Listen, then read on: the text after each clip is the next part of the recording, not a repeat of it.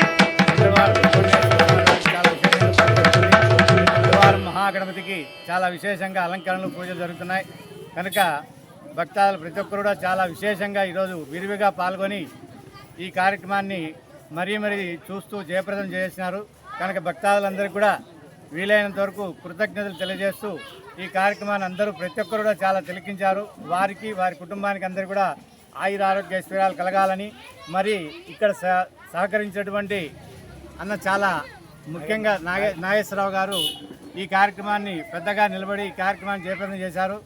శివయ్య ఈయన రెండో ఆయన కనుక వీళ్ళిద్దరూ ఇక్కడ వీళ్ళిద్దరు ఆధ్వర్యంలో ఈ కార్యక్రమాన్ని చిన్న పెద్ద అనే తేడా లేకుండా అందరూ కలిసి ఈ కార్యక్రమాన్ని జయప్రదం చేశారు.